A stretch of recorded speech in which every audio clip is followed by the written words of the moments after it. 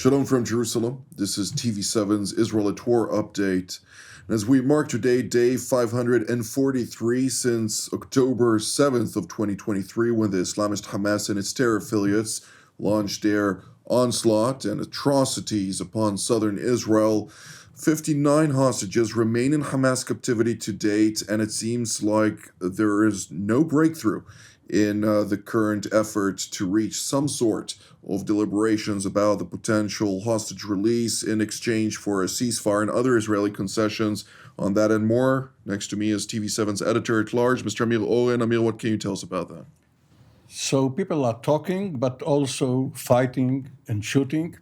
Regarding the negotiations, which seem to be in a preliminary stage, Hamas is willing to release 5 hostages who are alive, one of whom is the dual national, Israeli and American, Idan Alexander, and in addition, several bodies of hostages who either died in captivity or whose bodies were abducted on October the 7th, in exchange for some 40 days of an extended ceasefire or perhaps more.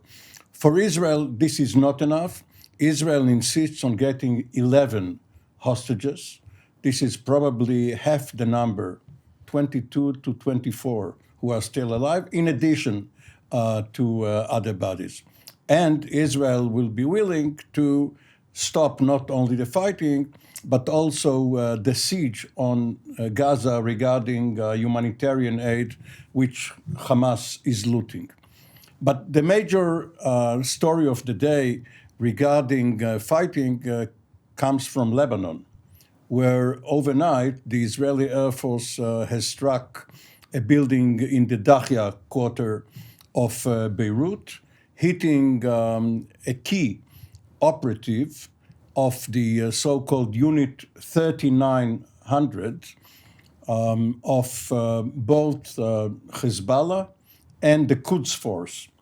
Now, and he was in the process of generating a terror act in the immediate time frame, and this action was taken jointly by the IDF, through the IAF, Shin Bet, and Mossad. Indeed. Well, on that, we'll discuss very shortly. Before that, let's introduce two of our distinguished guests for today, Brigadier General in Reserve, Doron Gavish, who is the commander of the Israeli Air Force Task Force for Missile Defense, and retired Brigadier General Mark Kimmett, formerly an Assistant Secretary of State for Political and Military Affairs. It's great to see you both.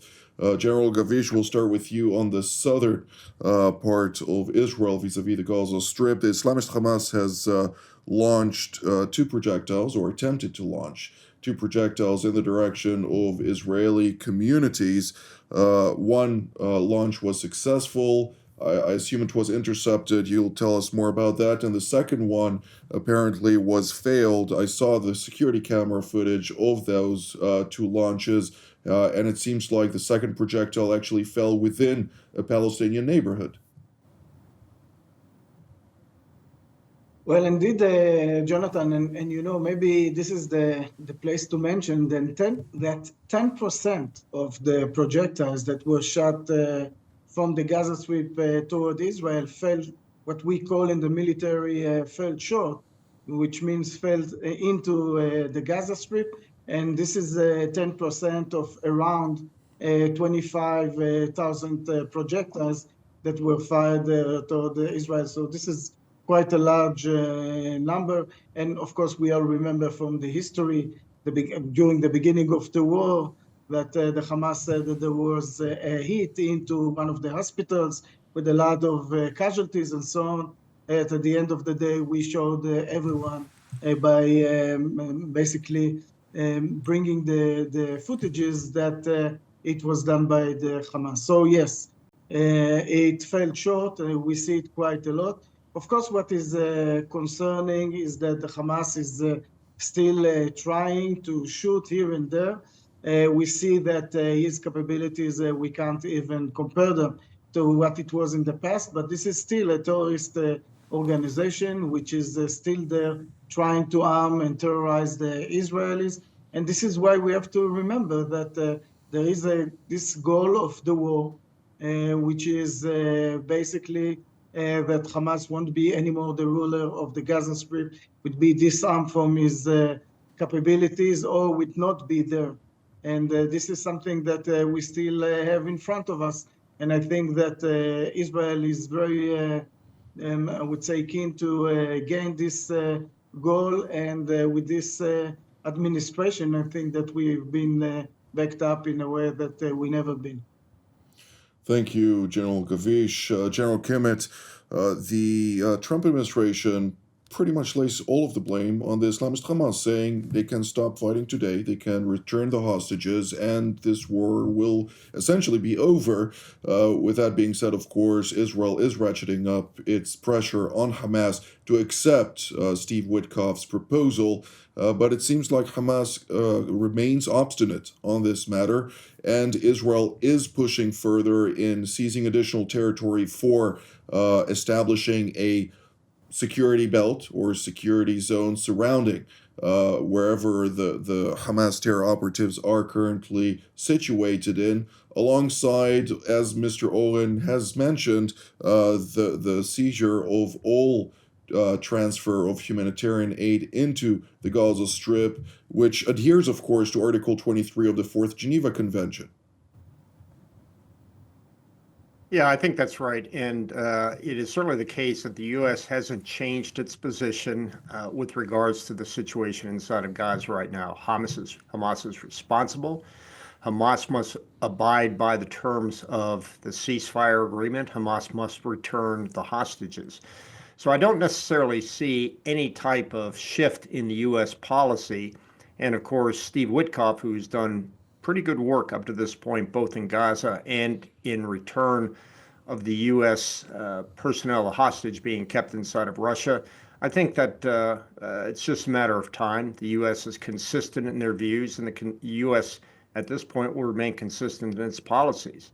I think if you're asking what D.C. is focused on right now, we're starting to watch with increasing concern about what's happening on the Egyptian border and the buildup of troops in that region, as well as the buildup in the dock facilities by the Egyptians.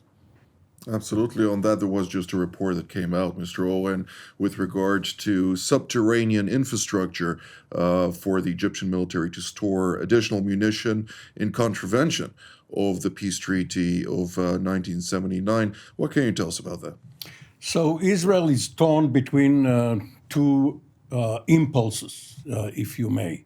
Of course, legally, Israel can demand that Egypt follow both the letter and the spirit of the security annex to the peace treaty, which demilitarized the Sinai, especially in the eastern third of the desert adjacent to Israel, but also diluted the number of troops and pieces of equipment even west of that area towards the Suez Canal. And as Mark said, the pre-positioned munitions. On the other hand, Israel is collaborating with Egypt against common threats and enemies. And also, Egypt is quite afraid of infiltration by Hamas operatives and other Palestinian sympathizers of the Muslim Brotherhood. Which is a designated terrorist organization. Of course, and poses a threat to Abdel Fattah al-Sisi's regime. And maybe they are preparing against the day where the Trump vision of a Gaza Riviera, whose inhabitants would go east, south, north, but including Egypt, maybe they are preparing to hold them off. This is not a very good pretext, but for the time being, Israel is weighing its options and is waiting to see what's up. Another point, the Israeli forces in Gaza have exposed and demolished a long and deep tunnel the other day. And the question is, did they miss it when they were there earlier, because it's almost a year and a half? Or did Hamas manage to build it now under Israeli eyes? And if that's the case, it's an ever standing cycle that Israel will never be able to find the very last tunnel and the very last rocket. Unless, it goes down to what the Trump administration insinuated over the 15-year plan, that the Gaza Strip cannot be demilitarized unless you destroy everything and rebuild upon the territories, which is also the case for every other city in this entire region, if we put things into context historically. But nonetheless, General Kavish, when we're looking at the Egyptian deployments, and on the one hand, the northern deployment of the Sinai Peninsula, I understand, because this population there that used to be part of the Muslim Brotherhood as part of Ansar Beit al-Maqdis, subsequently pledged allegiance to the Islamic State, and then lived off basically smuggling munitions and other types of goods from the Sinai Peninsula into the Hamas-controlled Gaza Strip, is now jobless, pretty much, and therefore the Egyptian military has deployed there a large force to establish friction with the local population to ensure that nothing gets out of hand. Then you have another deployment not far from the border with Egypt, south of the Egyptian side of the town of Rafah, and then another deployment near the Suez Canal, as Mr. Owen mentioned. All of those deployments, of course, are to a certain degree understandable, but again, talking about the storing of strategic munitions is something that does raise questions, and that point mentioned by General Kimmett is a valid point. Well, you're right, Jonathan, and I think that Israel is living with this tension between, from one hand, the importance of keeping the peace with Egypt. Egypt is a strategic partner of Israel. The relations between Israel and Egypt is super important, not only with Israel, by the way, also, of course, with the CENTCOM and United States overall. I would say those Arab countries which are leaning toward the West. So it is a super important country. But then from the other hand, we know that unfortunately, things could change. We remember in the recent history when the Muslim brothers took over, they won an election, but kind of took over Egypt, and this was, I would say, very frightening days, months for all of us, because it could go to a very dangerous places. So we for sure we need to look and watch, but I think at this point, and going back to what you noted while asking this question, is that we could see that there are good reasons for what they are doing. We can understand what are the incentive behind what they are doing, and it is also serving Israeli interests. So very complex, like everything in our region. But I think this is worldwide to mention with regard to Egypt. General Kimmett, still on the same topic of Egypt. Egypt is, of course, surrounded by many conflicts, all the way from the Libyan conflict, where it's in support, of course, of Colonel Haftar, who has still faced their main rivals in the Tripoli central government that is pretty much a Turkish forward base. Then we're talking about Sudan, where Abdel Fattah al-Burhan is remaking some gains, but the Iranians are there, the Turks are there, the rapid forces of Hatimi are still posing a significant danger also to Egypt itself, and the Ethiopian question, where the Egyptians see it as a national security challenge, particularly about the Renaissance Dam. it seems like the Egyptians are in a very uncomfortable position, particularly also with the economic challenges that derive from the Yemeni conundrum, where it's still blockading the strategic Strait of Bab el-Mandeb and the adjacent waterways, with seafarer traffic going down to very low numbers, impacting the Egyptian economy in particular. Yeah, that's exactly right. The amount of money that's not coming from the Suez revenue base is extraordinary. And all of this, unfortunately, causes me to say, what does Sisi want? Look, if there's any country that recognizes the danger of a deployment without clearly explaining why they're deploying, it's Egypt, because of what has happened in history in terms of their tendency to try to promote sneak attacks. So candidly, I can't see any reason why Sisi is doing this, and I certainly hope the diplomats are talking to each other for the purposes of tamping down the tension, for the simple reason that nobody would gain from the Egyptians trying to conduct any military operations with, as what you say, trouble on all their other borders. The last thing they need is a fight with Israel and, by extension, with the United States. May I just interject? First of all, Jonathan, you demoted Field Marshal Haftar. And the guy worked so hard to give himself this elevated rank. Please let him call himself Mushir, Field Marshal, whatever it is. I retract and promote him to Yes, that we rank. don't want to get in a fight with him. Now, regarding the Egyptian forward deployment, of course, it could pose a danger, but also it brings the target closer to our fire.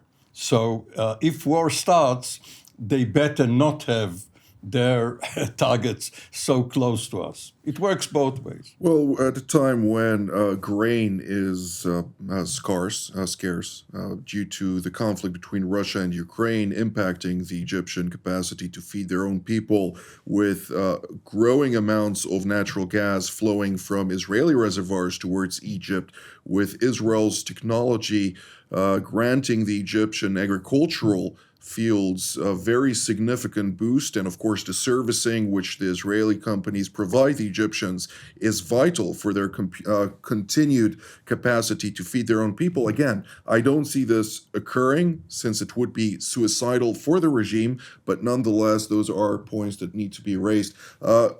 Let's shift gears to the strike on the Hezbollah terror operative. General Gavish, the strike overnight was quite impressive. It pinpointed exactly this terror operative, Hassan Badir, who ultimately provided Hamas directives, the Islamist Hamas, in order to target a commercial, carrier in Cyprus, an EU member state, once again indicating that the Iranians stop at nothing to conduct their belligerence even on European soil. Well, you're fully right, Jonathan. We're talking about Hassan Ali Muhammad Badir, who was a leader and operative in the Unit 3900. And it is important to say that it is the Quds, Iranian Quds, and Hezbollah forces, a combination of the two of them. So we see the Iranian involvement here. But what is also dangerous from the Israeli point of view are two main points. One of them is that we knew that he's planning something now, probably because of the holidays which are coming also. So the reason that Israel acted is because this was a direct threat to Israel, which is around the corner. The second thing which is important to say, that although we have a ceasefire with the Hezbollah and we are looking to see what would happen with Iran, under the ground the war is continuing, and they are doing everything to terrorize the Israeli, to plan for terror acts, and this time overseas, it might be in Europe, in South America, or in some other places in the world in order to kill Israelis. And this is what they are trying to do. And this is also, going back to the point that we've already mentioned more than once, that Israel changed its strategy. If our strategy was in the past decisiveness during a war, alert, active defense, passive defense, deterrence, all those things, today, even without saying it officially, we have a new pillar in our strategic design or defense strategy, which is the denial pillar, which means we are going to deny any potential threat toward Israel, for sure, if it is an immediate one. We see it in Lebanon, we see it in other places, and this is a very important change. We have to say that Israel basically, unfortunately, the lesson learned came out of the 7th of October in the last war, but I think very important lesson learned for the national defense of Israel. During this war, to be exact, because we're still in the extension of this war. But Right. General Kimmett, for lack of time, let's shift gears to Yemen. What is the current status vis-a-vis the CENTCOM operation against the Houthis in Yemen? Again, as we said, I think the U.S. policy remains status quo. You know that we're bringing a second carrier task force into the region for the purposes of not only assisting potentially an outgoing carrier task force, but also to augment, depending on Iranian operations and Iranian concerns. I would just make one quick point about what General Gavish said. I don't think you're actually promoting a new pillar of denial. Denial is somewhat passive. It's almost as you're waiting. I think you actually are promoting a pillar of preemption, which is what the United States did after 2001, where we said we're no longer going to wait for the terrorists to come to us. We will go to them. And it certainly seems that is what Israel is doing now. Absolutely. Well, Yemen is, of course, a forward extension of the Islamic Republic of Iran, so is Hezbollah, so is the Islamist Hamas, and much of the belligerence that we're seeing around the region. Mr. Owen, when we're talking specifically on the Iranian file, we have 4 minutes left for all three of you, so let's keep it at 1 minute for each. What can you tell us about the most important events that occurred in the past 24 hours? We see it not only in the past 24 hours, but throughout the last week. President Trump has been threatening Iran. He's speaking loudly and carry a small letter which he sent to Khamenei. And the response was, as is usual with the Iranians, opaque. No, we will not negotiate with you Americans directly, but indirectly through Oman. That's fine. So they are circling each other, the Trump administration and the Khamenei regime, trying to find a way to restart the negotiations on a new, improved from our point of view, JCPOA. And eventually, if that does not succeed, President Trump threatens that by June 1st, bombs may start falling on the Iranian nuclear infrastructure. So we have less than 2 months to find whether it's true. General Gavish, both defensively and offensively, Israel is preparing for this. So is CENTCOM. What can you tell us about that? Well, Israel is preparing itself for years. And unfortunately, during this war, we are also experienced because we striked twice in Iran. So if this would be needed, Israel would know how to do it. And of course, the defensive efforts are there also, unfortunately, very experienced. We stopped the Iranians twice from attacking Israel we didn't stop the attack, but we did stop their capabilities, and the hits in Israel were insignificant at all.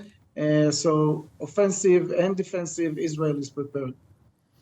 General Kimmett, the Ayatollah regime has relayed some interesting messages, including posting them in various European and Western media, that the Islamic Revolutionary Guard is trying to promote a preemptive strike against the island of Diego Garcia to target American capabilities there. Of course, it seems delusional and just trying to deter the United States, but is this going to help them in any way?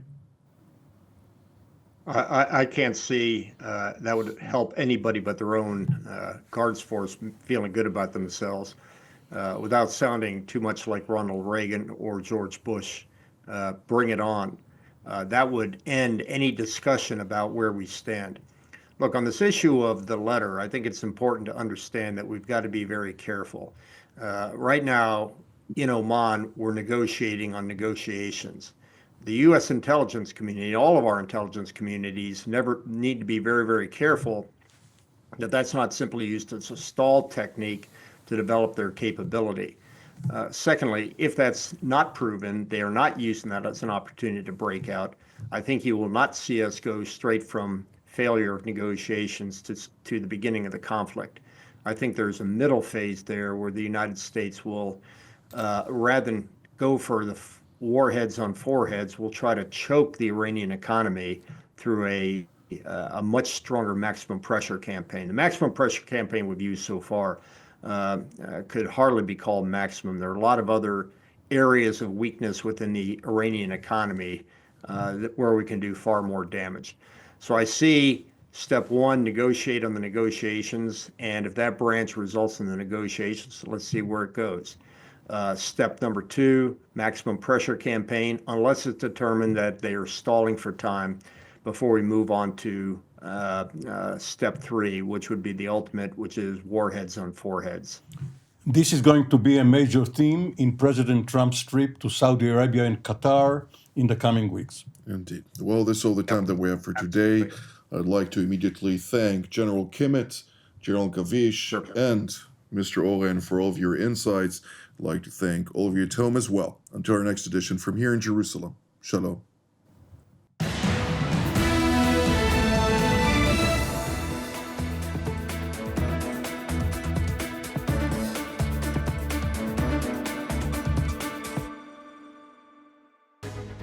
My name is Doron Gavish, and my background, 30 years of serving in the Israeli Air Force.